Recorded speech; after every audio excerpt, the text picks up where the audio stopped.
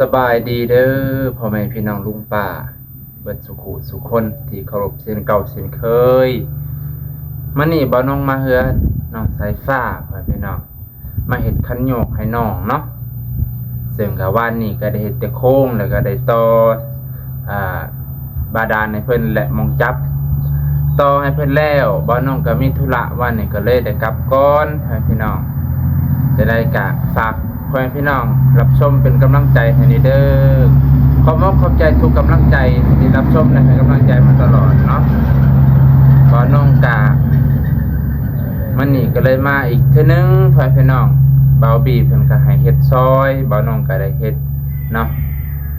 ก็เลยเมื่อกี้นี่ได้เมียนอันนี้พ่อแม่พี่น้องยกปูนออกจากนี่ไปไว้ปูนฝังพุ่นให้มันสะอาดแน่พ่อแม่พี่น้องเนาะนี่แหละบ่น้องก็ได้ยกออก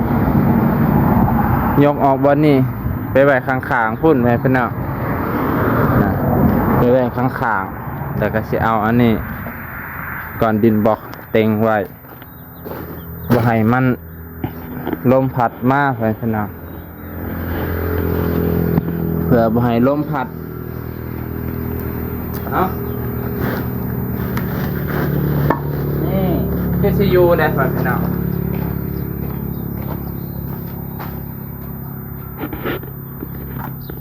บ่น้องกะซอยน้องไปสิแหละพี่น้องน้องกะบ่มีผู้ใดซอยบ่มีผู้ใดพาเฮ็ด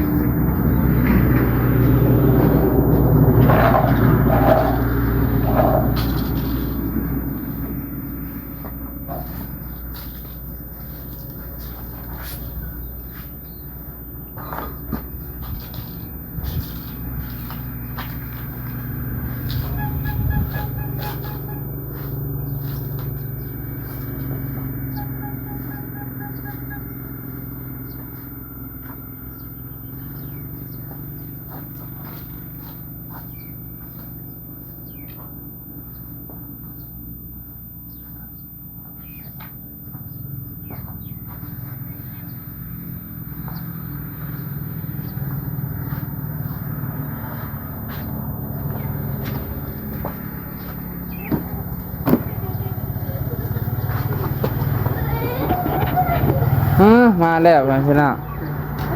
มาแล้วมาแต่ไปเสียขาไผ่บ่ได้ยินต่อสบายดีได้เด้อโดยสบายดีเนาะสบายดีโอ้มีใบอันนี้มาพร้อมเนาะแกมีก็เอาไว้ดีแล้วให้เบิ่งนะสักครั้งเด้อเสียหลายบ่เอาถือว่าเสียก็เสียเบิดวัดเนาะเด้อก็บ่เข้าใจว่าเรียกคนละครึ่งบ่เด้อนายจะระยะนะเดี๋ยวแล้วเด้อก็บ่เป็นหยังถือว่าบ่หลายเนาะเด้อบ่หลายปานใดประมาณ100 กว่าบาทโดย100 กว่าบาท100นึงก็60นะ150ประมาณนี้แหละนะประมาณนี้เดี๋ยวสิไปเบิ่งทางมาดานก่อนบัดนี้ไปนำกันบ่อยู่น้ำอ้ายคันบ่อยู่น้ำอ้ายก่อนเดี๋ยวอ้ายสิมาดูแลทางนี้ก่อนง่ายปูนอะไรเด้สายฟ้ามาไว้ทางนี้เด้อเอานี่โป๊กไว้ข้างในเด้อยามฝนไปอยู่น้ำอ้ายก่อนไปพี่น้องเด้อสิมาเบิ่งหม่องสิได้ลงมือเฮ็ดนี่แหละพี่น้องสิเฮ็ดคันโยกให้น้องเพิ่นมื้อนี้ก็รับภารกิจซอยน้องเพิ่นพี่น้องนี่แหละบ่น้องก็เห็นตัวอย่างของนางร้อยนั่นแหละพี่น้องถ้าเฮ็ดเสานอกๆนี่มันก็จะยกยากแน่ถ้าเฮ็ดเสาติดๆตัวนี้ก็แฮงสิง่ายขึ้นเนาะพี่น้องให้มันติดกับเสานี่พอดีเสือกก็บ่ฮู้ว่าสิมีบ่ในใจก็อยากได้เสือกงามๆเสือกแน่นๆเสือกในธงเนาะพี่น้องนี่ก็ถือว่าก็สิเฮ็ดมานี่ให้มันแล้วเลยพี่น้อง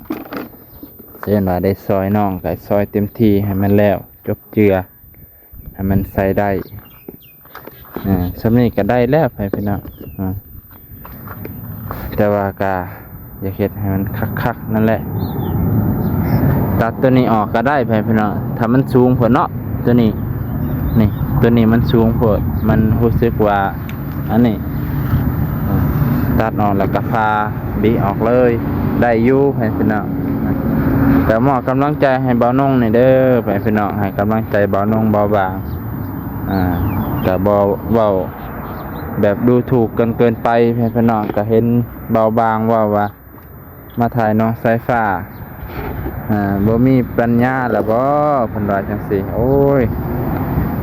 ดูถูกกันเกินไปเนาะให้พี่น้องที่ว่าอันนี้ก็แล้วแต่เพิ่นแต่ว่ามันก็บ่ควรที่จะเว้าให้พี่น้องถ้ามีผู้มีการศึกษามีการศึกษานี่ก็จะบ่ควรจะเว้าให้กันปานนี้ให้พี่น้องวุฒิภาวะมันบ่งบอกถึงอันนี้แหละพี่น้องเว้าแล้วก็เว้าน้องกับบ่อยากเว้าน้องกับเป็นคนที่ใจเย็นเด้พี่น้องเพิ่นเว้าก็ยาแต่ว่ามันก็อยากอธิบายให้พี่น้องฟังคำไว้คำใดควรเว้าคำใดบ่ควรเว้าเนาะอันนี้ก็มาทายายสู่ฟังนี่ใหม่ตัวสิจะเฮ็ดนะพี่น้องนี่พ่อแม่พี่น้องก็ต้องเข้าใจว่าน้องนี่ก็เป็นเด็กน้อยพี่น้องเด็กน้อยที่บ่มีพ่อแม่อยู่นำพ่อแม่พี่น้องก็ต้องเข้าใจนะตรงนี้นำนะบ่แม่นว่าสิเว้าได้เว้าเอานะครับพี่น้องเนาะ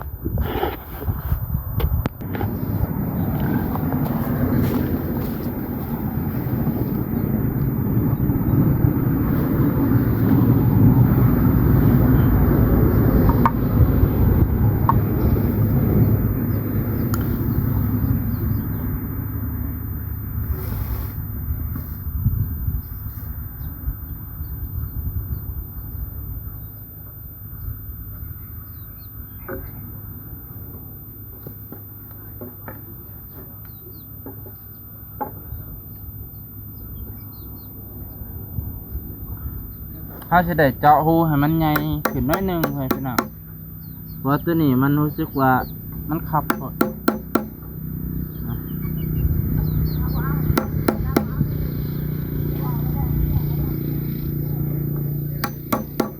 เจาะหูให้มันใหญ่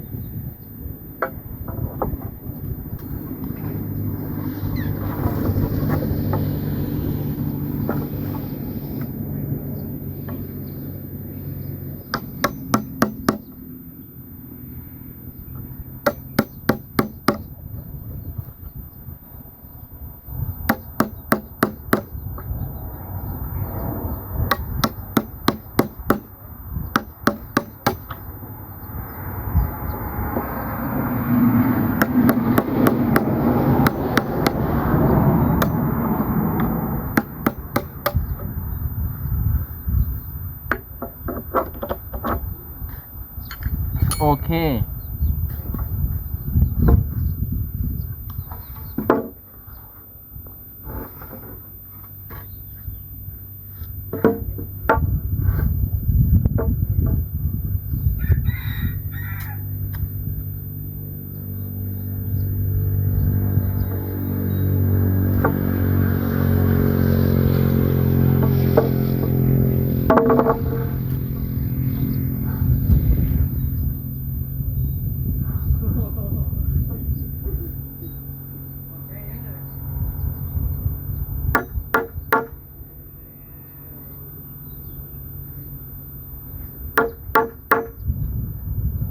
เดี๋ยวพ่อแม่พี่น้องบาดสิเจาะแล้วบ่าวน้องจังสิทายต่อเนาะตอนนี้สต็อปไว้ก่อนพ่อแม่พี่น้องถ้าเปิดบ่แม่น โอเค บ่ได้ไปทางใดกว่ามัน ถากออกไว้ แม่นครับคิดว่าสิบ่นาเนาะนาเฉย ว่าใหม่มันซ้ำกันเนาะ โดย หนักเอาไว้ ถากออกนิดนึงแบบให้มันฝืดๆบ่หรือว่าให้มันมอนๆเลย ให้มันมอน มอนๆเลย เพราะว่าหยอกมันจึงง่ายเนาะ แม่นตัวนี้คือสิ เด้ยังบ่ได้บ่ให้ทำนี่ ได้บ่ทันได้คิดอ่ะเดินไปมันสิมอนเนาะ เฮาก็บ่เฮาบ่ฮู้เรื่องนี้ได้ เนาะ เพราะว่าเฮาบ่เคยเห็นเด้ เดินไปคือสิมอนเพราะว่าจะได้มันก็ทูไปทูมา จังหวะ หรือว่าถากออกมันมอนเลยก็ได้บ่ นะ ฟาดเดี๋ยวทางน้องเพิ่นก็เพราะว่ามันนอกบ่ได้อีกก็เอาอีกแล้วนะ เนาะ แม่เห็นให้มันมอนๆเลยเหรอวะเป็นมาเจ้าก่อนเนาะ จะเห็นเขาเฮ็ด เป็นเขาเห็ดป่ะ แม่นก็เลยลองเบิ่ง ตัวนี้เป็นแนวจับหัว ตัวนั้นยังบ่ได้เอา โดย ให้มันน้อยกว่านี้ โดย ให้มันจับง่ายโยกใจเย็นๆได้ อย่ามาเตะสักกันเลยมานั่งเลยเราไว้มายืนไปน้องมาเป็นก็ได้ใช่ปะโอเคมันนี่ก็ร้านคนข้างมาแก้วกับว่าสิบมากมันนี่ โอ้จะได้เห็นเพิ่นแล้วบัดนี้ พบหน้าพบตาหลายคนเลยเหมือน ขึ้นมาหลายคนจิ ใช่ป่ะเห็ดเป็นบ่ใช่ปะ เห็ดเป็น ฮะ เห็ดบอกไปเลย เห็ดบ่เป็นเลยคอยเด้อบัดนี้เด้อคอยยุ่งอักดำเด้อ แม่ผู้ที่มันนักอันนี้มันไม่นัก นักบ่ให้บ่นักตีเด้อ เฮ็ดตำ เบ้าซ้ำอันนี้อ่ะ นี่มีแต่เห็ดเด้อนี่เหรอ ไม่ใช่แม่น เอ้ย เห็ด ง่ายแล้วอันนี้ ไงแล้ว มีแต่โยกขึ้นโยกลงเด้ นี่ แห้งเขาลายกว่าแห้ง วูบพอดีแหละปัดใหญ่กับพอดีได้กล้ามเล เอ้ ย ยพอดีได้กล้ามเลยเนาะ แม่น ได้ซิกแพคเลยสุภาพ แขกกล้ามใหญ่แต่มันก็บ่เพ่ง่ายพร้อมบัดนี้แต่ก่อ สาน มมือ โอ้ 30,000เท่ว่ะ สามมือเพ่ได้บ่ซ้ำนี่ อันนี้ค่ะอันนี้ ได้เลยที่ไหน เนาะ ได้บ่ ได้อยู่นั่นสายฟ้าเดินไปก็ ดูจะหามันรู้สึกจำนอดได้ บ่เทิงบ่ เลย อันนี้เฮ็ดได้บ่ บ่เซิงครับ ตรงแล้วบ่ อยู่มัน ลงแล้ว ต้องเรา ตอกลงเลยหน่อย แม่น พอดีว่านี่ก็ไปซื้ออันนี้แหละซื้อซิ่วกับทางง่ายเพิ่น อ่า ที่ซิ่วกำหนด ตรงแล้วสายฟ้า ต้องเรามันจะลงดิน โอ้งามหลาย เก่งดีเจ้าเนาะ ตอนใจมีย่องจริงๆกะเห็นเขาเฮ็ดนั่นแหละ โอ้ไม่ได้การได้ดีอยู่นะเอาบัดนอนนี่ให้มันเลื่อยๆไปเลยไว้ดีกว่าหายโคง จริงๆแล้วมีแหวนอยู่เด้ นี่แหวนมันบ่ ตะกี้ว่าสิใส่แหวนข้างในน้ำ โดย เพื่อ ใส่ทั้งในนี่เผื่อยังไง อยากให้มันมอนแหละ มันมอนโอ้ค่ะมีแหวนทั้งในเลยมอนไหมเนาะ คิดว่ามันน่าจะมอนแต่ว่า มันมีสองเลย ก็สิใส่อยู่ดอก โดย ใส่ดีกว่าซื้อมาได้เด้อันนี้ก็ใส่ นอกในเนาะ อืม ตัวนี้นี่กันหลูน กันหลูน กันหลูน แล้วบ่ฮู้ว่ามันสิยาวเบิ่งแหน่ มันคือยาวเท่าไหร่บัดนี้ เนาะ เดี๋ยวก็หันเขา ต้อง เนาะ ต้องปาดไม้แล้วก็เจาะ4 บาท 1บ่ ในห้องเสริมเนาะ แม่มันต้องห้องไม้อีกแล้ววะเพราะว่ามันสิบ่บาลานซ์กันมันสิบ่นะมันสิงานหันน็อตก็บ่มีความหมายแล้ว แม่นเด้อ มันต้องเจาะไม้ซะอีกเข้ามาได้ ถึงๆ ตามที่ว่าเฮาคิด ต้องตัดใหม่ประมาณนี้เนาะ แม่ แล้วก็มาเจาะ เอามาห้องคล้ายๆแบบแว้นนั่นแหละ อ่า เว้นไม่ แต่อะไร ได้ มันสิมันสิบ่มันก็มันสิบ่หัดนั่นแหละ ก็บ่ได้หัดใส่น็อตก็ซ้ำว่าบ่ได้หัน แม่ หันไปก็ซ้ำว่าบ่ได้จับ น็อตนี่มัน ก็คิดว่ามันกว้างเลยเด้ โดย แล้วว่าเท่าใด น็อตยาวก่อนอยู่เนาะได้อยู่เฮามีแต่แก้ไขเอาแบบนั้นแหละ นี่นิดเดียวนึงนะ เจาะไม้ใส่โอเคแล้วบาดนี้ เนาะ ตัวนี้มันเป็นตัดอีกไว้ บ น่าจะบ่ บ่ว่ามันสูง ฟังเลิกๆเฮาฟังเลิก ฟังเลิกๆเนาะมันจึงมันจึงแหน่เนาะ ๆจังแม่น อืม โอ้พอดีหนาหนึง โดยพอดีเลย พอดี ไม่เสร็จโต๊ะที่ว่าอ้ายตัดว่านนี่แหละ นี่นั่งอยู่โอ้ย เบิ่งเขาลองมึงดูนะ แนมหาอยู่เด้อเมื่อกี้นี่ ยึบรอมึงก่อน ก่อนอื่นกะ เจาะไป ถ้าเจาะเป็นได้เหรอ เจาะก่อนจิงตัดเนาะ เดี๋ยวก่อนมันเป็นจับง่ายนี่ มันจริงไงเนี่ยเดี๋ยวลองเจาะมึงก่อนชื่ออยู่วะสิรอดหรือสิล่วง ถ้าจะเจาะเป็นได้ของ ห้อง ไง ใหม่ปะ อันนี้ห้อง มันก็ง่ายอย่างไร ง่ายๆเนี่ย มันเจาะนะ ง่ายๆนึง มาสิรอด เจาะสิ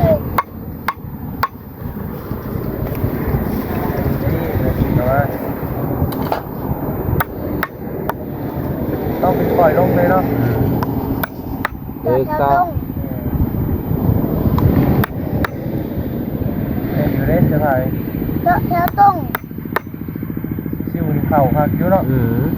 ของใหม่ ซิวใหม่เนี่ยแต่มันสิเกิดน้ำจัน อย่าไปเจาะหินเลย เจ้ายินนี่เจ้าเลยมั้ง เสียคมคือกับผ้านี่แหละ มันได้ยินเนาะ เด็กหินเด็กเล็ก คืออยู่บนนี้ เอาแล้วกินเทละน้อยเอา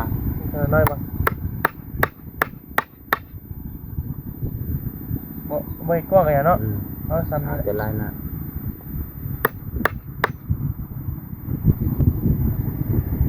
แท่งแท้ๆได้หน่อย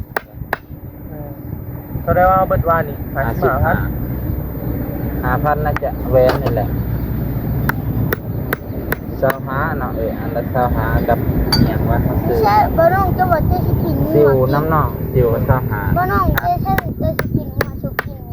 ว ว้ายพอไปตาแซ่บ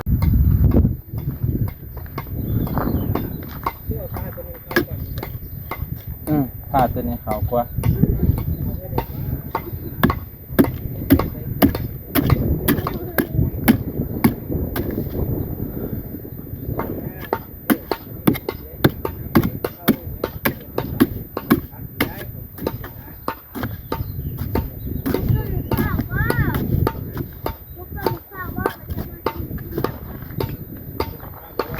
จะเสียงกินน้ำบ่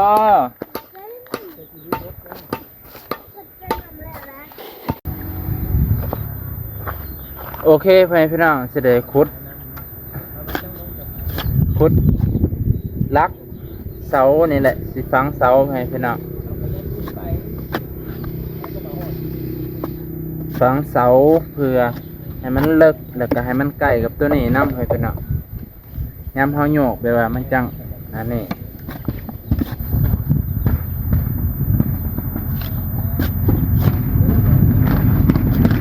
โอ้โหเสียงยัง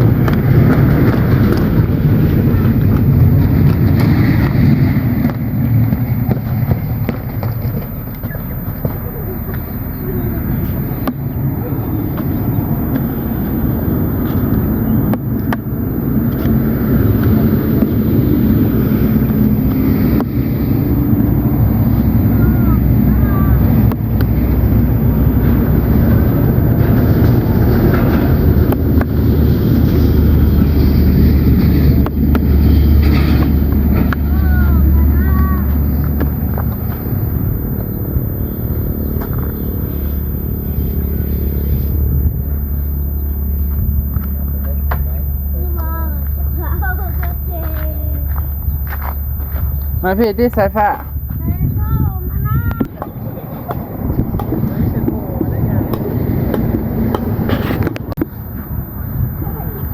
โอเคพี่น้องที่ได้ฟังเสาแล้วก็สิเอาคันโยกมาใส่เนาะพี่น้องตอนนี้กำลังคุดคุ้มให้มันใกล้กับบาดาลที่สุดเพื่อบ่ให้มันยาวทั้งหน้าพี่น้องไป โอเค ตั้งเลย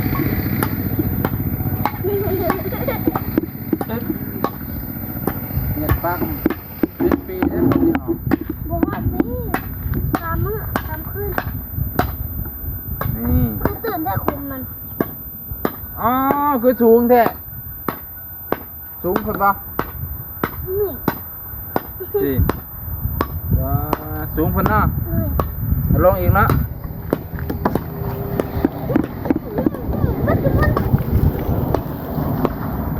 เฮ้ยเห็นว่านี่คือมีเสียงคือว่าหลอนทางบ่ฮะ อ้าวพูด พูดบ่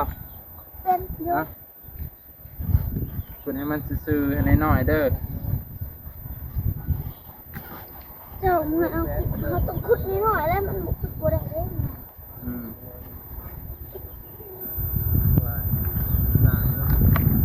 ได้บ่นี่เกิด เจ็ดแปดนอดมันยาว เนาะยาวหลายเนาะไว้ทุกคนไว้มันล่างเกินไปเนาะแล้วเราก็ใช้ผ้า ดึกแล้วดึกหรือยัง ใช้ผ้ามันเป็นพร้อมซอยเสมอคน ท่านบ่ฟังเลิกกะย่าน จะน่าเป็นสิงอยใช่เนาะมันงอยแต่สายฟ้าสิได้เกินหายแล้วเปล่าเนาะฮักแล้ว มาสิคุด สายฟ้าใครยื้อเรา มินมันต้องขุดลงไปหอดมัน เราพุดกระปูเป็นเราก็พุดคุ้มเป็นเงิน เป็นตะไดอยู่บ่เพิ่นเอากระปู20โตพุ่นน่ะ ได้มาสักพัก เปล่าเราก็ 20โต มันเลิกนะ พูดซะนี่ก็บ่เลิกสิได้กระปูอยู่บ่หำ นี่มันเหนียวเลยเจ้าหัวขุดกว้างอ่ะ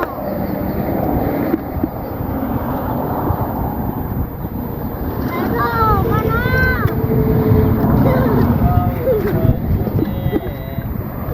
งานนี่ยังตั้งไว้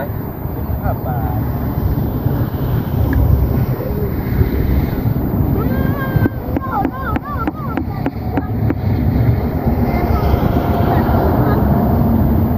เราไปนอนบ่ อันนั้นเราจะทำต้นไม้พี่เด้อ โอ้ยอย่าขึ้น ยัง ลงมา มันสิบอกว่าเด็กไม่ทำงาน ไม่ชิวชิว อ้ายบ่อยากตัดคลิปหลาย พอแล้ว อ๋อนึกหรือยังทำอะไรกัน ท่าน แล้ว บ่เลิกอะ ดีห้าพอดี ท่านบ่ พอดีแล้ว มันสูงอ่ะ วัดอะไร ระดับนี้ ว่าลงไปในมือซีอันนี้ขึ้นมาเนาะ เบิ่งตัวเจ้าเตี้ยเด้ มันสลบไป ผู้นี้แล้วนี่สิจับขันโยกบ่ถึง ทั้ง แต่ต้องขึ้นตัวนี้มันขึ้นสูง บ่ถึงก็แล้วแต่นี่มันขับแต่สาวบ่ถึง ๆมันต้องลงมาเนาะ ด้านนี้ มันบอกแล้วพุดลงไปพุด พุทธะ ข้าง ก็ไปนอนถาแล้ว จังหวะ ใจเย็นๆบ่ต้องให้ไป เสื้อผ้าเป็นกำลังใจให้นะ ตี ตี้ กำลังใจให้ แสบเลย เห็นว่า หามองมาใส่ มีชั่วโมงเอาแบบสุดลงน้องเลยนะนี่เป็นสุด14กุมภาได้สุดวันเกิดไม่เอาได้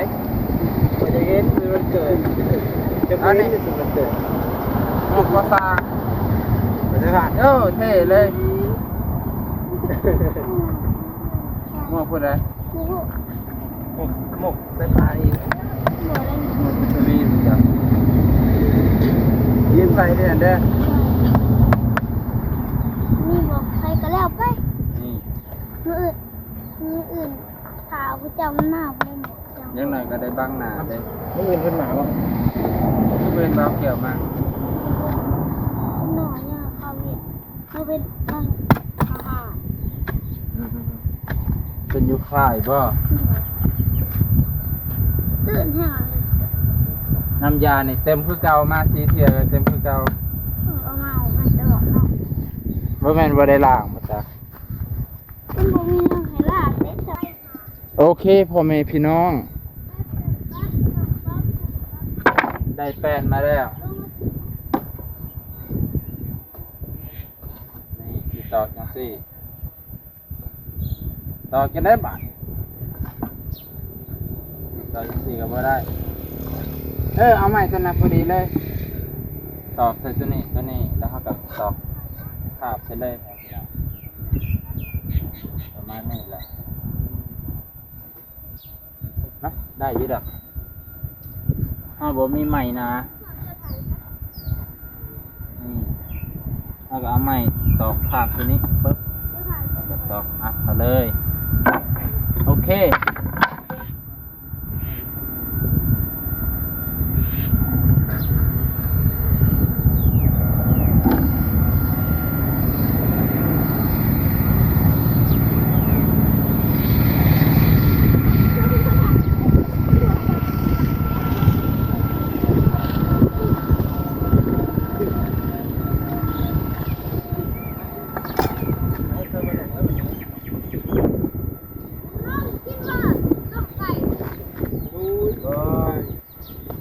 ย่านบาปจะบ่ย่านบาปบ่ ย่างน้อยจะดังไว้ก็เปลี่ยน เจ้าการที่ดีบ่ เราจะดังไหมมันคือเปลี่ยนว่าเนี่ยแตกจัก เงียวเฮียแล้ว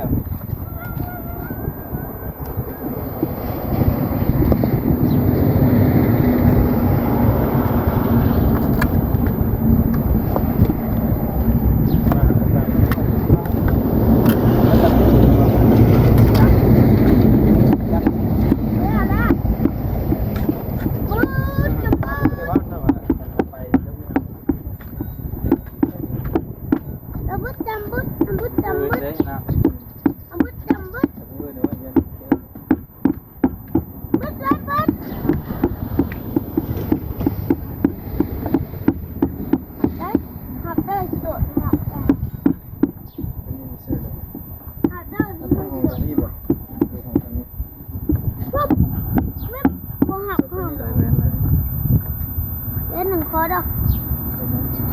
มันสาวสาวไม่เลยดิมีเสียงข้างเลยไปเจอหนึ่งบ่ น้ำแต่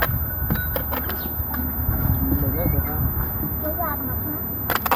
เซเว่นที่บ้าน เดี๋ยวเพื่อนวัดเจอทางนอกวัดลูกค้านี่อ่ะ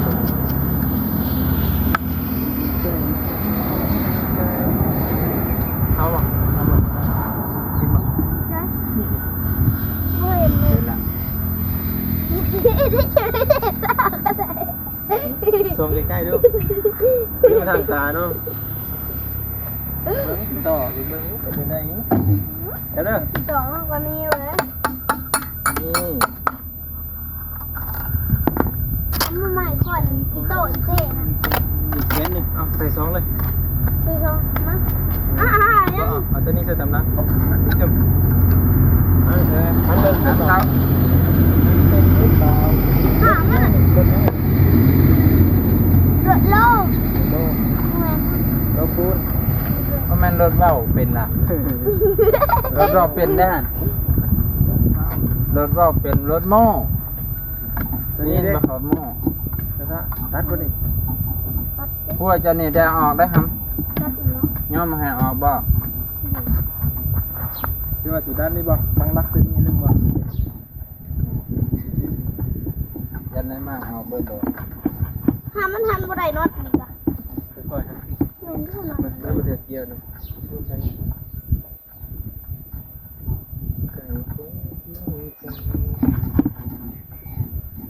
โอ้โยต่อจะเป็นยังไง เป็นน็อตมันเองเหรอ ทางหนึง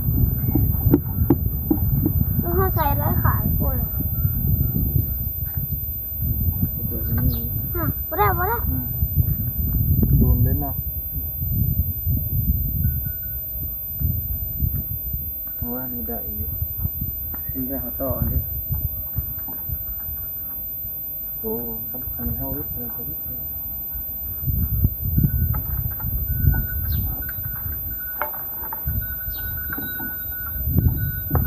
ได้ที่เฮ็ดไม้บ่นี่นะครับหรือว่าเฮ็ดกันหัว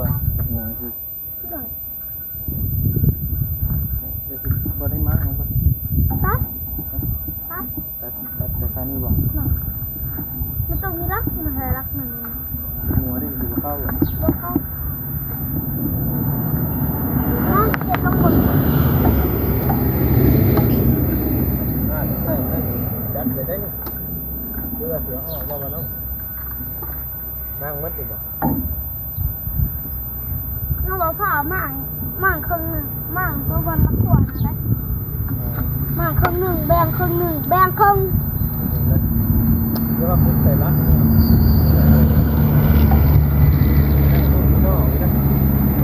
แม่ยุบนอนมันเอง เนาะ ว่าจะมาต่อกันเดียว เมื่อวานนี่ก็หันเข่าเล่นอยู่เด้จ้ะแม่นบ่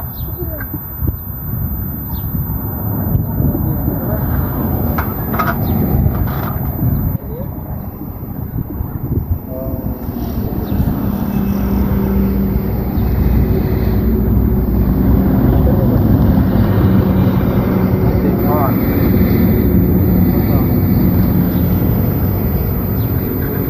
ทำมันนิดเดียวนึงจะได้นะ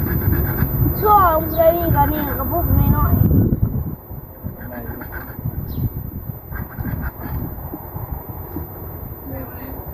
กำลัง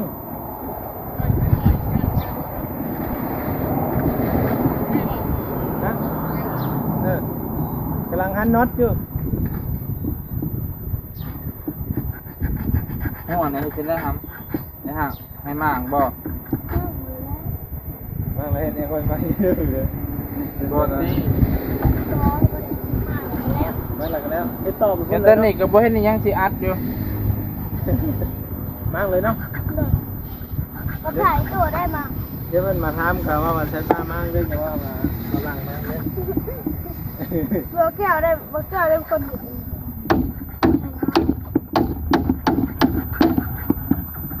บ่ได้มาก เพิ่นเป็นคนเฮ็ดครับเป็นคนมากมันสิคืออยู่บ่ บ่ได้มากทีมบ่ ไปดูว่างอยู่ได้ใส่ผ้ามากไม่ออกหมดเด้อได้ ง่ายมาไว้มาตั้งง่ายเลย ย่าเราเพิ่นสิจับอย่าว่ากันเด้อพี่น้องเอ้ยพี่น้อง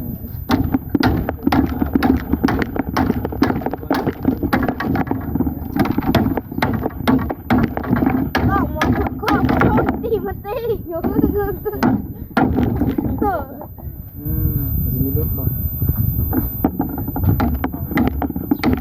ใช่ปะจังวัน โอเคพ่อแม่พี่น้องบัดนี้ก็สิได้เอาไม้คันโยกใส่แล้วนะขาดแต่เชือก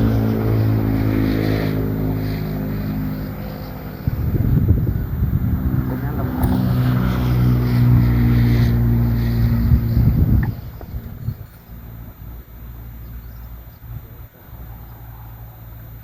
น็อตเกียววานเอาต่อไปพี่น้องน้องสายฟ้า ของหวานมา แจกของหวานให้อีก เสิร์ฟเลยโอ้ต้องนั่งฟังเพราะนั่งพักผ่อนกันไหมนึง ไปพี่น้องตอนนี้กับพอดีเบาแก้วเพิ่นก็มาพอดีเลยโดยสบายดีโดยสบายดีเบาแก้วโดยหากจะเห็นครั้งแรกติดตามเพิ่นตลอดว่ามีหอนอันนี้สิว่าเสือกอย่างอีกติดตามตั้งแต่เฮือนน้องสายฟ้าโดยก็เลยอยากเห็นหน้าเห็นตามื้อนี้ถือว่าบุญมาฮอดจอดถึงมาเห็นเพิ่นอีหลีเห็นตัวเป็นๆเลยเด้อ ก็เห็นคือกัน แม่นว่า เห็นด้วยกระทั่งด้วยทราบคนกติดตามเจ้ามา โอ้เด้อ ตั้งแต่แรกเจ้ามาพี่นะครับ อ๋อ ตามไว้ เด้อเพราะว่าช่วงหนึงก็เห็นเบาอันยังก็อ้ายลี่นั่นแหละแล้วก็เห็นอ้ายเพิ่นก็เลยติดตามเพิ่นก็มีโอกาสได้พบพ้อกันแล้วบ่เอ้าไปให้กำลังใจกันในก่อนแดดได้เจ้ามา ยืนตาเดินให้กำลังใจ ซอยให้แบบบ่เสียงแย่งร้ายนะ เนาะ ความมันสีอะไรเด้มัน เลย เป็นร้ายแล้วมันนี่สุดยอดแล้วนี่เรื่องของนักเอง ได้อยู่เนาะบัดนี้ ได้เลย ได้แล้วบ่ เก่งร้ายลุงเลย อ๋อตัว แต่ว่าเอ้ยเป็นยังสู่อ้ายเพิ่นกินน่ะ ตัวนี้เนาะ โดย อ่า แล้วดูเสือ สิให้มัดบ่เออเบิ่งตั้งกันตากแดดน้ำกัน ให้เพิ่นมากัน เลย กันเลย ปอนสิฮู้เด้อปอนสิฮู้ ไหนว่าน่ะ นี่ปอนสิฮู้นี่ มันจังบ่หลุดเลย อนาคตบ่แน่เดี๋ยวมันหลุดได้คันบ่ปล่อย เสือกวะเสือกคนโหดได้ เอาหลายหอบเด้อเอาหลายๆหอบเด้ ดื้ออยู่บ่เด้เนาะ ปอนสิฮู้แบบนั้นน่ะหลุด โอ้บ่คือเอาบ่ บ่คือเนาะเอาจับให้ในซั่นมาเดี๋ยวบ่าวเฮ็ดให้ นี่เด็ก นี่จะมาจับมันให้ไว้ ผูกพุ่งเลยว่ะ นี่จะมาจับมัน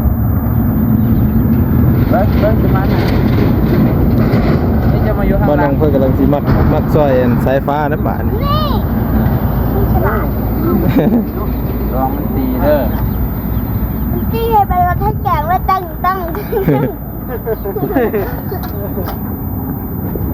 ที่จริงมันจะมีเสื้ออีกแบบหนึง เสื้อเป็นไง เป็นเสื้อเกล็ดครับมันจะมาประมาณนี้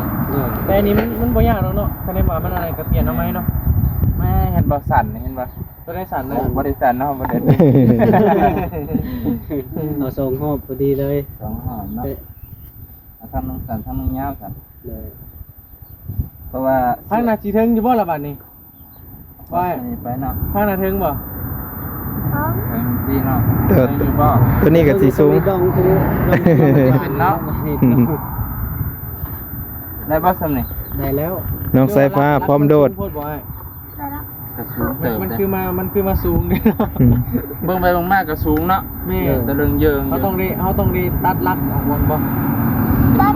มัด เอาเบิ่งกัน มัดแล้วก็ลองเบิ้งกันเนาะลองกันเนาะโอ้โห ถ้าลงก่อน ลองเลย คอยเด้อเย็นแห้งได้จังได๋พัง โอ้กินบ่เนาะได้นี่ ฮะ มันคือบ่ออก คือบ่ออก โอ้โหน้ำเจ้าแล้ว โอ้ เฮ้ยคือบ่ออกบ่นี่ เดี๋ยวออกแล้ว เอาแล้ว หรือว่าเฮ็ดผิดแผนบ่ เพราะว่ามันต้องต่ำกว่านี้บ่เรือว่าแน่ใด แสดงว่าสูงโพด สูงโพด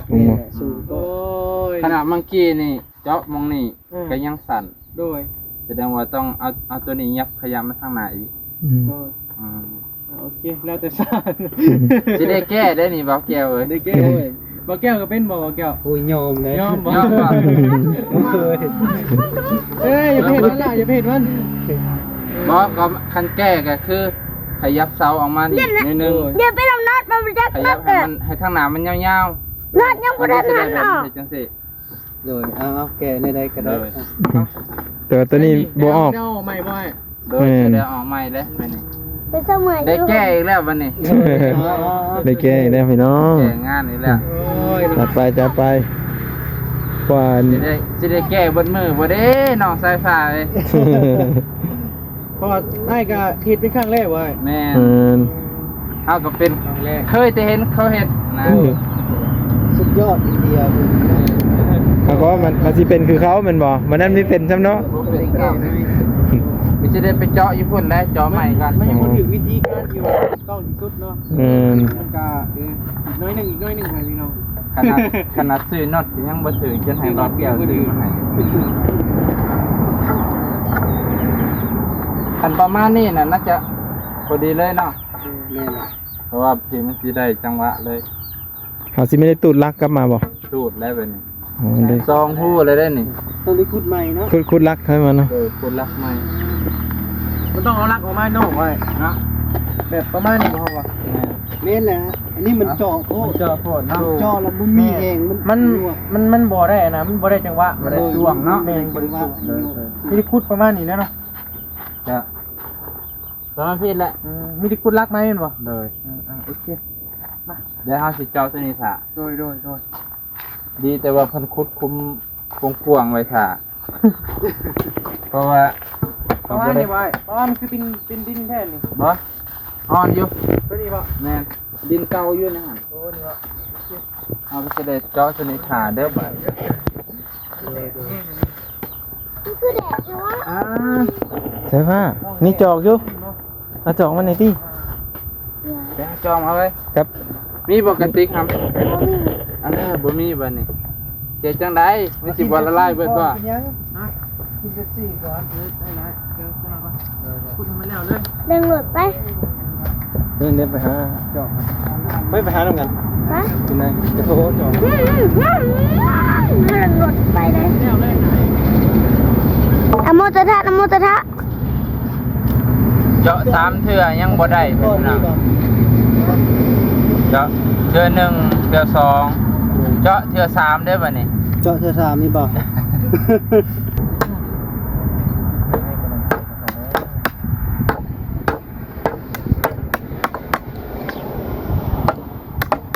ว่านี่คิดว่าดีอึ๊บเอ้ยสมาธุ โอเคแล้วพร้อมกันเลย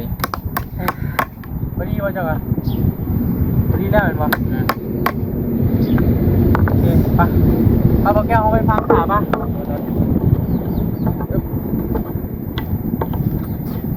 ไปพักขา พอดี จำบึดบึดจำบึดเจ้าจะคู่เลยมึง 4หูไปแต่ว่ามันเหนียวหั่นนะอาศัยแต่ว่ามันเหนียว มันหมั่นหน่อยเนาะ อ่า นี่ป่ะเดี๋ยวพี่ได้ยินป่ะได้พอดีป่ะ ลองเบิ่งกันเนาะ โดย ลองโยกก่อนจะ เอา เผา ข้าว ฟัง ก่อนเนาะเอาข้าวพังมันก็ได้ จะเผาพังจะเผาอันนั้น โดย นี่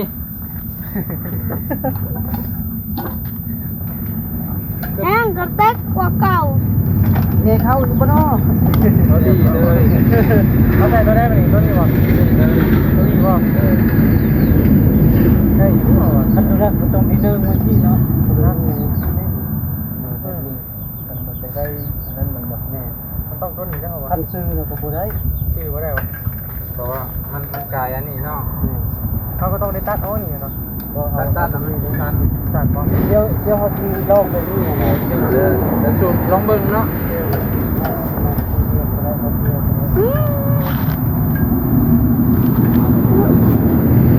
เขาก็ต้องไปดูเนาะเอาละทิ้งไว้เอ๊ะเอาว่า จับมัน ใส่ผ้ากับประมาณเท่านี้เลยชุบจำเนาะเอ้ยอย่าสบายป่ะเดี๋ยวมัดไว้ดีๆกันป่ะมัดแน่ๆก็ เด้อ เพราะตัวนี้มันต้องเน่นเลย เอาตัวนี้ห้องไว้ก่อนเอา นี่ก็มันต้องติดกันแบบนี้ป่ะ เดี๋ยวดันนี่ไว้ก่อนฉัน เพราะว่าอุ้ยเพิ่มว่าอย่าไปลายได้หักเนี่ย เลิกเนาะเป็นไร มันต้องนี่ประมาณนี้ ประมาณนี้เนี่ยเรื่องอาชีพนึงนะครับ มันต้องมีเหล็กตะปูตอกแบบไวเจ้านี่ติ้งเลยนะแบบด้ามไว้เลยนะเพราะมันตัวนี้มันตะเลินเด้ก็เอาเสือกเนี่ยผูกเลยเนี่ยติดกันอยู่ตรงนี้ก็ได้เสือก ตาดีก โอ ว่า เค ไปหาลัก ลองมาลองเอาลงดูให้อยู่ลองก่อนลงโอเค หาได้ออกแล้ว แห้งเลยนะ เอาจำ เอาลงกันที่เท่านี้บ่ นี่ มันต้องเอารัดลัก เพลงไทยคลิปต่อไปยืดกันเกิน จะบอกมาหา คือรู้บ่ โอเคไปเป็นหนัก แล้ว อ่ะ เพราะแต่มันคุงในนี่เนาะ ได้อยู่เด้ ใส่ผ้าหรือที่ประมาณใส่ผ้าไปลองดูล่ะ เดี๋ยวพ่อ เรามาลองดู ตัวจริงไหม เอาตัวนี้ดันได้ ใส่ผ้าไปลองมึง อุ้ย ลองดูล่ะ ลองเบิ่งลองเบิ่ง โอเคโอ้ เจ้าของบ้านเอายืน สูงอยู่บ่ นักบ่นั่งไม่บ่ เบาๆนะเรื่องเดียวก็สูดได้ เอาชุบให้น้ำ สู มัน ง ออก ให้ ดู สูงให้น้ำมันออก อยากลองวันใดห โอ้ รือ บ่ บ่ ได้ ได้ มันต้องต่ำอีกไงต้องต่ำอีกนี่มันต้องเห็ดแนวนี้มันคงไม่ได้มันงอนะ อยู่ บ่ระดับพี่บ่ คุ้งมาได้นี่พอปล่อย เข้าใจจังหวะใช้ผ้าบ่ถึงบัดนี้เฮาบ่สูงเด้ แม่นแล้ว ต้องเอาตีนมันลงอีกไงครับว่า โอเคโอเค ต้องต่ำๆเลย ตัดใหม่เลยเลย เพราะว่าน้องเพิ่นบ่ถึงเด้ต้องตัดใหม่ก่อน โดย ต้อง บ่ดีกว่าบ่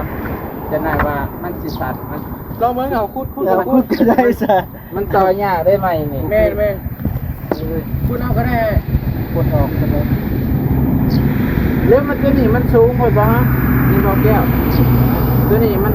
มาตัดตัวนี้ออกเนาะ ลองเบิ่งไง มันดัน ตัดออกก่อนได้ อันนี้มันจำคนนี่มันลงไหนแค่นี้ปกติมันสิลงหอดที่ แม่ เนาะ น้ำสิบุล้นขึ้นบ่ บ่ตะกี้คันตะกี้นะมันบ่มีตัวนี้ มันก็เลยล้นแล้วบัดนี้คิดว่าคันประมาณนี้มันน่าจะ แต่ว่าใช้ผ้าก็ยังบ่ถึงเก่าเนี่ย แล้วห้องออกได้ไหมนี่ เพราะใช้ผ้ามาลองเบิ่งอยู่อ่ะยืดแล้วล่ะบ่ถึงแค่โตค่ะ สูงๆ มันต้องบีบเอาก็ยังดียิ่งกว่าใส่นะน้องเพิ่นแบบน้อยๆมันต้องต่ำๆ ก็ได้ ตัดลงอีกเนาะ มีบ่เลย นี่ เดี๋ยวป่ะเอาเลย แล้ว มา เฮาก็พุดลงน้ำเนาะโอเคบัดนี้ความคิดความใจแบบนี้บ่แล้วมันสิอยู่ หลายคนซอยกัน แล้วแน่นอน แล้วแน่นอน ใช่ป่ะ บ่แล้วกัน มื้ออื่น อื่น มามา ทำนี่บ่ ต้องผ่าออกเลยเนาะเพราะว่ามันสูงโกดกัน มานั่ง จังได๋ บ่มาให้กำลังใจนี่บ่ โอ้ยน้ำเป็นฮ้อนนะ กำลังใจลูกน้อง อยากกินอะไรเป็นที่น้ำนี่เลยไอ้กินไหมเป๊ปซี่นะ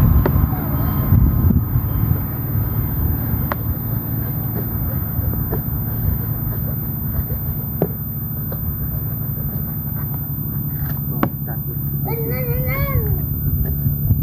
ลงไปไป เด็ดมันไม่ใช่เด็ด ไปเจอ เอาบ้างมาพี่ มีแต่ไปสิพูดส่วนจะมา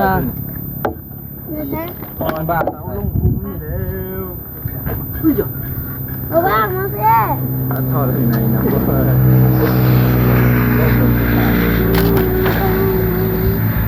ไม่กันนะเติบ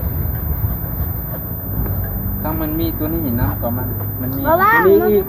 2-3 มื้อแล้วก็ที่เอาเบิ้นกันแล้วก็ไอ้ซื้อสิไปเจาะน้ำให้พอเท่านั้นเอาลาน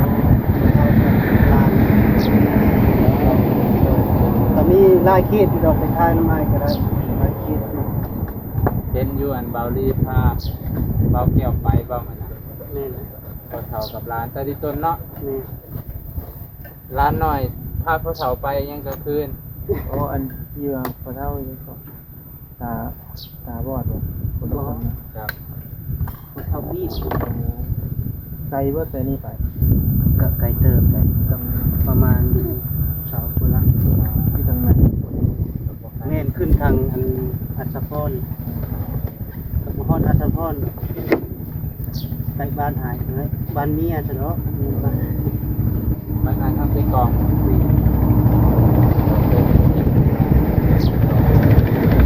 ก็จะไป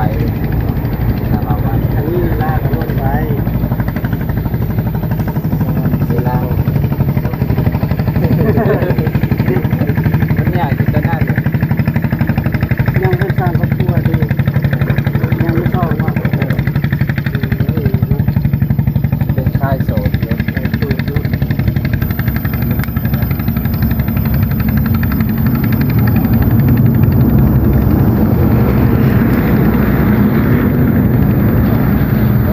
เลย ดูวันนี้เนาะ เฮ้ยนี่เต็มมาแม่เต็มมาแล้วอยู่เบานุ่งเบาแก้วแล้ว มาเด้อ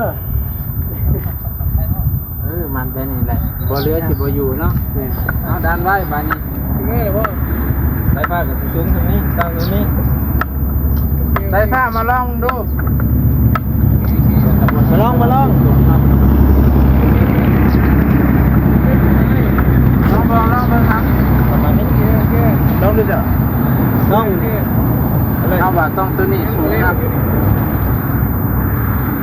ผืนมันยังไง สุกสิไวๆแน่ สูงแห้งๆเพื่อน้ำมันออกอยากเบิ่งว่าน้ำมันออกแห้งสำใด มันสุดเป็นจังซี่เนาะ มันได้อยู่บ่ครับ แต่ว่าตอนนี้ครับผู้ใหญ่สูบเหมือน ผู้ใหญ่สูบแล้วพอมันได้อยู่สูง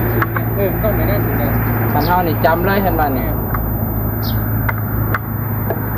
ก้มได้บ่เนี่ยผู้ใหญ่นี่เฮ็ดจังซี่ครับสุดมือสุดแขน สูบทักซื้อเนาะ แต่ว่ามันก็สิทนกว่ากระแทกไว้นั่นดอกเนาะมันจะได้กินน้ำอยู่บ่เด้บัด นี่เข้าไปยังมาทันหัน มันจะได้ใช้น้ำอยู่บ่ป้า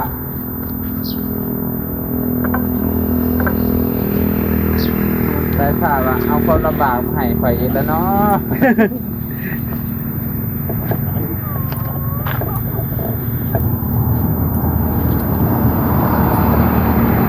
จังได้หันได้ได้บัดนี้ ขึ้นเลยบ่ มันนับใช้ลงบ้างมันแหนบ ให้มันแน่นเลย มันมีกระเจ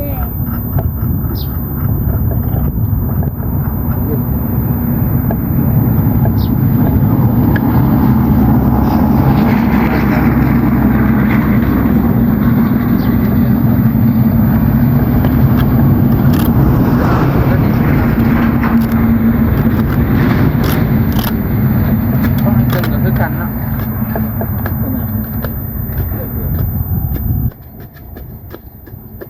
กฎของอันรัฐบาลเขาเห็นนะคือแบบโยกชาดเลย เป็นห้องต่อเป็นห้องนี้ ที่เป็นเล็กมันก็เห็นบ่แกเดี๋ยวเขาจะสร้างให้โรงเรียนขีดชนบทหั่นนะ โดย คือแบบเป็นจะเป็นจังซี่เลยอ้าวจั่ว โครงการ เอาของโครงการ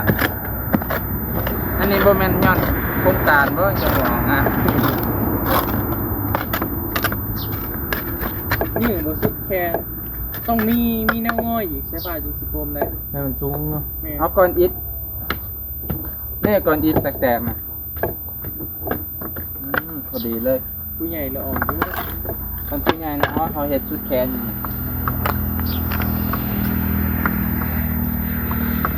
ซ้ำนี่แหละสายอ้ายก็ซอยยังบ่ได้แล้วซอยได้แค่นี้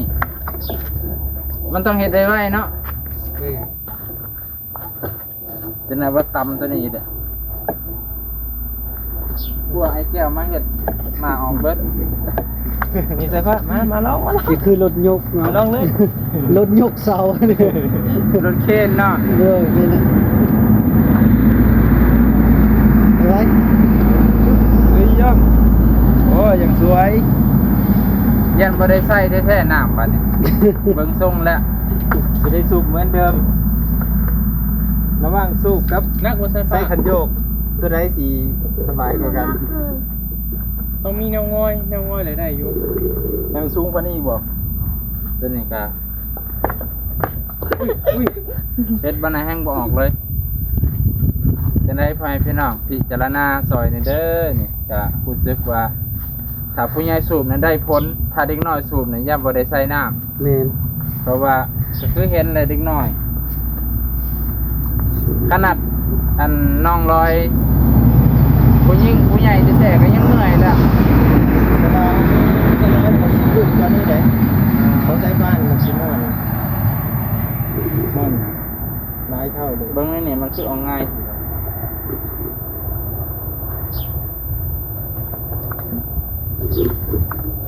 คือแม่สูบเนาะ มันคือออกง่ายแท้มันจังได้น้องสายฟ้า ต้องมีหาแนวมาง่อยให้เพื่อนมาดิ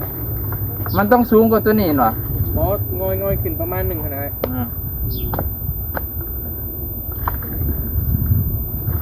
มันต้องว่าให้ขึ้นสูงๆเนาะคันสำนีแล้วบ่ขึ้นบ่ได้ได้สำนีนะบ่ได้นี่ เพื่อสิเป็นเม่นงาน คัดปีมันต้องขึ้นสูงๆเลยพี่ต้องคมแบบเกือบจำเลยคมลงได้ ได้บ่ได้ จะได้อยู่แบบนี้สายฟ้าว่าเอาความลำบากมาให้เด้อแบบนี้ อย่าว่าจังสั่นกว่าอุตส่าห์ดิ้นรนมาตะไก มันแน่ๆแล้วเอามา อ้ยส่งนั่นเยอะ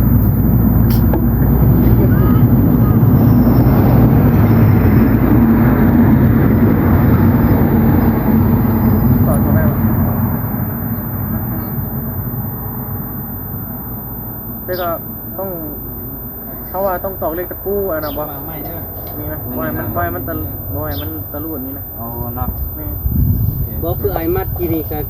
ครับอยู่ แม่นอยู่เนาะ เซฟตี้อีกบ้านหนึง เอามาให้เอาน้องเอาน้อง ฮะ โอ้ย thank you so much ถึงนั้นแล้วว่า โอ้ดีใช่ปะเป็นแต่อยู่น้ำเบิดมืออยู่แบบนี้ ต่อไป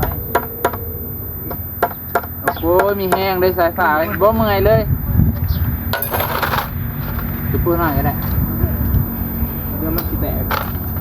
เราดีก่อนไป นี่สิเอาเนี่ย เอาไว้ก่อนนะ หมูอยากเลยเอาเอาบอกว่าเอาดิ เดี๋ยวนะ เอาบอกว่าแล้ว น้องไหนบอกไปได้เยียดนั่นนะ นี่ที่ใส่ต้องทางนี่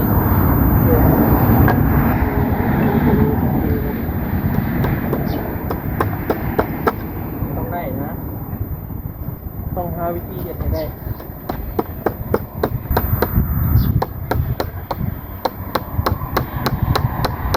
ถ้าพูดง่ายสู้มันได้อยู่ ต้องง่อยต้องหาบ่อนง่อย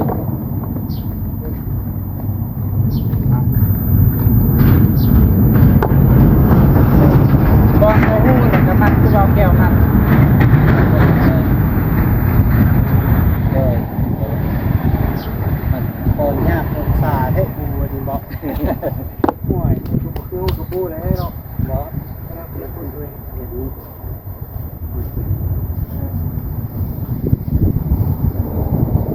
ในยุคไหนล่ะ เลย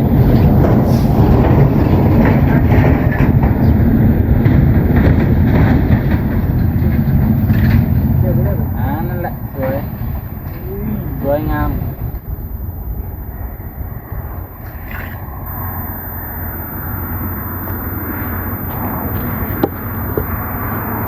เพื่ออนาคต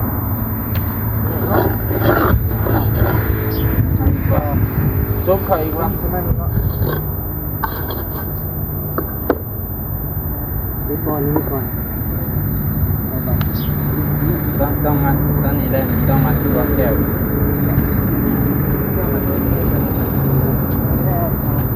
ได้ไข่ก็นี่ไว้มันนิ่งเลยนะตัวนี้นะ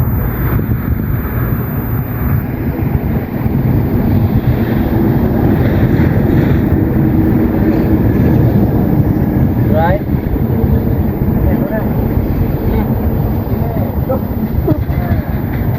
เอาต่อสุดที่ไม่แล้วไม่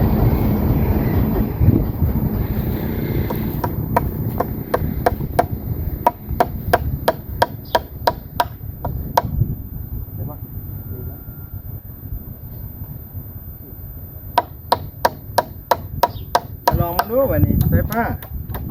มันง่อยใส่ผ้ามันง่อยให้เด้อเล่าด้วย ว่ามีแนวง่อยข้างในเอาบงง่อยก็ได้ยืด เจ๊นี่วันนี้เขาดีลิฟต์เป็นไงเนี่ยเขาไม่ใช่ โอ้ จ่ายไปเลยวันนี้มันนิ่งเลย มันเสียสิตัวนี้เนี่ยบ่าวแก้วตัวนี้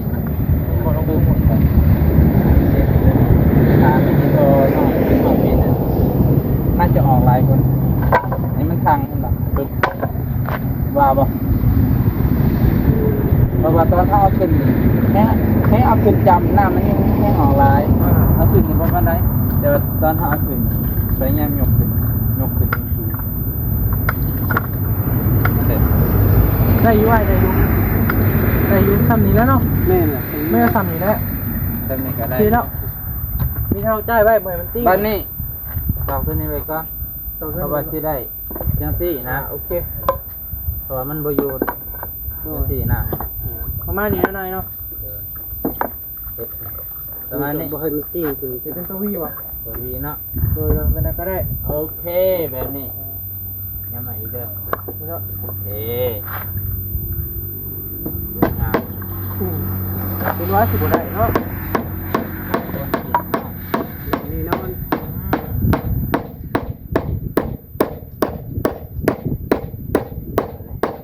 มันธรรมดาดิสอง ฮะได้ สร้างใหม่มาก่อนนี่เอาอีกร้องนึง สุดยอดลองนึงเนาะ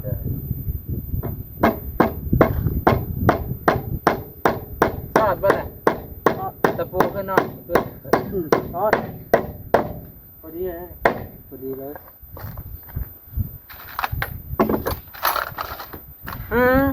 เบิด เริ่มมาข้างนี้ออกมาเนาะเริ่มมาทางนี้ ได้แล้วดี ทางนี้เกิดมานะ อืม เปิดตะปูหน่อยใส่นี่เลยจ้ะ เห็นไหมนะ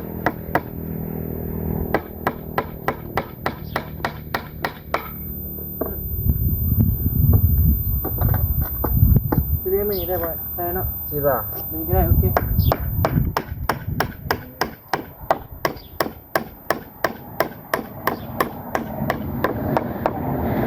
มีได้เงินมีตู้อยู่หุ่นนะแม่อยู่บ่ โอ้มีตัวโคนนำบ่ แม่ ยังบ่ทันแหวคันบ่คำนะว่าสิแหวเพราะว่าทางผ่านเลย แม่ บ่ได้ไกล ไปหาเพื่อนให้เด็กๆน้อย เด้อเด้อ โอเคไปยังคือไปหอดกูมื้อน่ะ ไปเรียก ไปเบิดมาเจ้าเนาะ นี่ ตัวพี่ลึกนี้ เวียกส่วนตัวเวียกกระทรวงแน่ นี่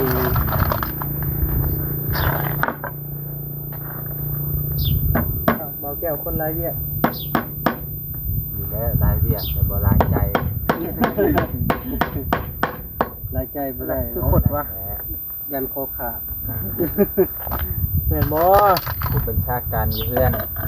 คันก็ผู้บัญชาการอยู่อันอยู่หน่วย แม่เนาะโอ้อันตรายด้วย ขาดมาได้เนาะเรื่องจริงเนี่ย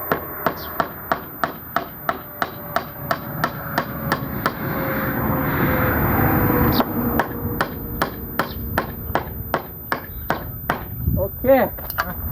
นะ มาครั้งนี้บ่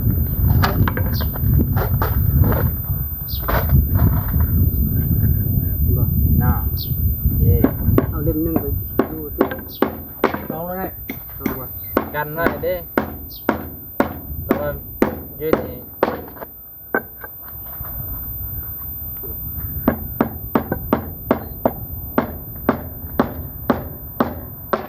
อุ้ย ต้องโทษผู้ผลิตได้เป็น โทษสุขภาพเนาะ นี่มันลงเลยได้ป่ะเนี่ยว่าไหมป้าเลย จะบ้าไม่มีละ มันนักเนาะ ต้องไปได้ จะป้าบุ้ มันยกข้างหน้าขึ้นเลย เนี่ยยกขึ้นเลย เอาไม่ขึ้นงามมากก็ได้เอาเป็นร่างกายที่ว่าข้ามได้เลย เอ๊ะแบบนี้ โยกสายฟ้าโยกซ้ายโยกขวาถึงมาละ สุดยอดเลย ลองมึงด้วยใช่ไหม โยงดู ลอง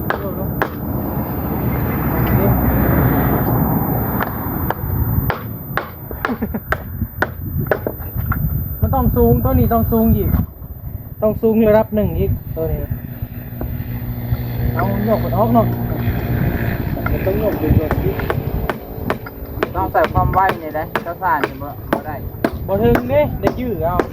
ต้องหาเนื้อมาห้องนี่โอเคแล้วไอ้สูงที่นี่เนี่ยสุดยอดแล้วมันก็ซ้ำนี่ได้นี่ไงตัวได้อันนี้แหละถ้าเห็นก็เป็นนี่แหละ